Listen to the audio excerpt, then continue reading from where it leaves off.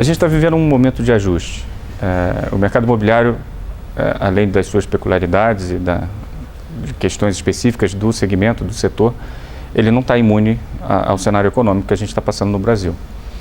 E o mercado imobiliário é muito sensível a crédito. E o crédito é algo que ficou mais caro e mais escasso, mais restrito, especialmente para o financiamento habitacional nos últimos anos. Então, isso é um dos fatores que vem dificultando o crescimento, vem retendo o número de negócios no mercado, e é um desafio que a gente tem para superar aí para os próximos anos. É importante separar até os mercados, porque a gente está falando de mercado imobiliário, a gente normalmente faz as perguntas e faz as colocações olhando o mercado imobiliário como um todo, mas para fazer uma análise mais precisa, o interessante seria a gente até segmentar. O mercado residencial é um mercado que tem uma demanda projetada bastante sólida, bastante concreta, não é uma demanda virtual, e que, no entanto, ela depende de fatores econômicos e de disponibilidade de crédito para ela poder se concretizar.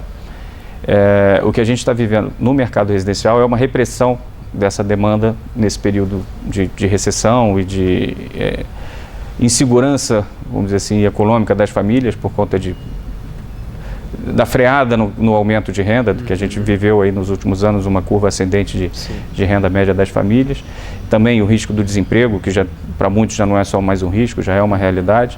Então, essa demanda do mercado habitacional, ela está ficando reprimida. Então, logo a gente tenha o restabelecimento de condições favoráveis para o crédito, para o financiamento imobiliário e mais segurança para as famílias, essa demanda esses negócios vão voltar a ser realizados e vão se concretizar. A questão dos imóveis comerciais, imóveis corporativos, que é um pouco mais delicada, porque a gente realmente teve em alguns mercados específicos, a gente teve um excesso de oferta e um excesso de lançamentos que vai demorar algum tempo para ser absorvido pelo mercado. Então, isso acaba tendo impacto nos preços, no retorno dos investimentos, e isso é algo que a gente vai precisar um pouquinho mais de paciência para poder superar.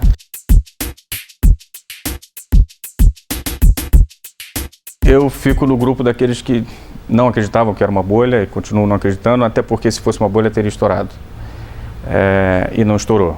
A gente está vivendo um momento de uma pressão nos preços, mas uma pressão dos preços que aí depende, como eu estava dizendo, tem que segmentar isso, não adianta a gente olhar como um todo, mas depende muito da região, depende muito do produto, depende de alguns fatores. E basicamente, uma das coisas que está pressionando os preços para baixo é o estoque elevado.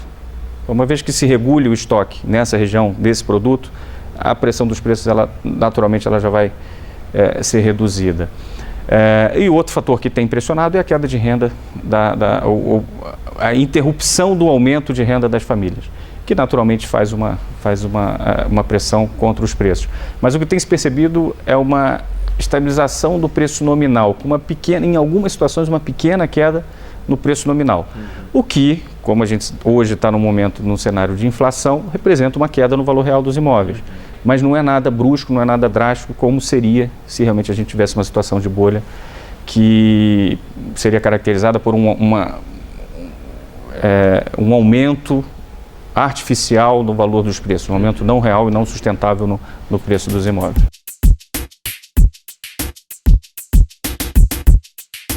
É claro que você tem que olhar caso a caso, às vezes determinado empreendimento tem uma situação específica, mas no geral eu diria que sim. É uma questão muito relacionada a esses estoques.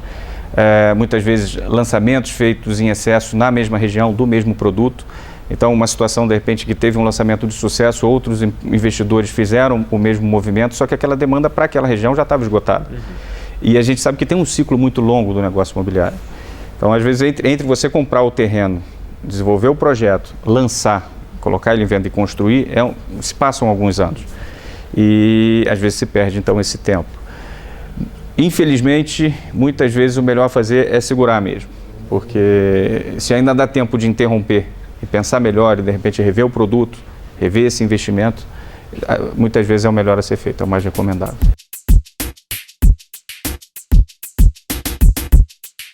Inadimplência é até um ponto bom, importante a gente tocar. A inadimplência dos contratos do financiamento com recursos da poupança ela está muito próximo dos mínimos históricos que foram atingidos agora recentemente, nesse passado recente. Então, fica abaixo dos 3% do total de contratos, que é um número absolutamente saudável. Então, a inadimplência, apesar de toda essa instabilidade que a gente está vivendo, não tem mostrado ser um problema para o financiamento imobiliário.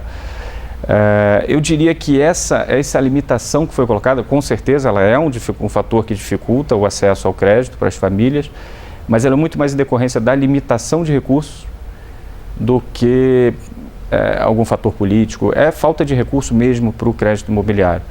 E falta de recurso, quando a gente fala de falta de recurso para o financiamento imobiliário, não é que não tenha dinheiro, mas não tem dinheiro a um custo compatível com o que viabiliza a compra de um imóvel. Financiamento de longo prazo, e a gente está falando realmente de longo prazo, para o financiamento imobiliário pode chegar a 30, 35 anos, a taxas acima de 10% ao ano se tornam caríssimos. E a gente precisa voltar àquelas taxas abaixo dos 2 dígitos, voltar a 1 dígito e até menos do que isso, menos do mínimo que a gente atingiu aí há alguns anos, para poder ter um mercado imobiliário realmente pujante e sólido.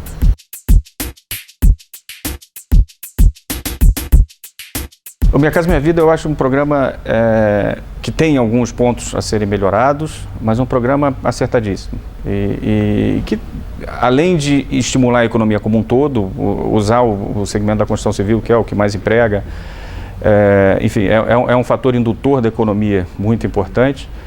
Ele também tem outras funções que não são só econômicas, ele tem o seu papel social, ele ajudou bastante na redução, vem ajudando bastante na redução do déficit habitacional, especialmente porque o déficit habitacional ele está concentrado nas famílias de baixa renda ou de baixíssima renda, que é um dos objetivos talvez o principal foco do Minha Casa Minha Vida.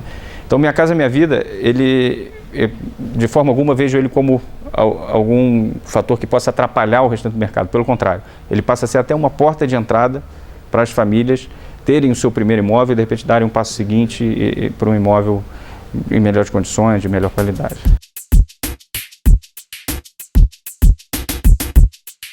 O consórcio eu diria que é uma solução criativa do brasileiro para momentos de restrição de crédito e de crédito caro.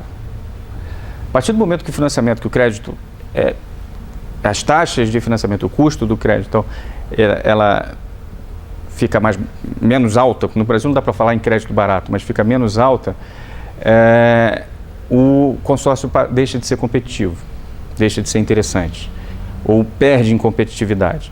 Então foi isso que a gente viveu nos últimos anos. Quer dizer, o consórcio não era interessante por um dos motivos, que era o custo do financiamento caiu, o prazo se estendeu do financiamento, mas também por outro motivo que é muito importante tomar cuidado no consórcio, que é a questão do valor do imóvel. Quando você contrata um consórcio, você contrata um valor do imóvel, você não contrata um imóvel.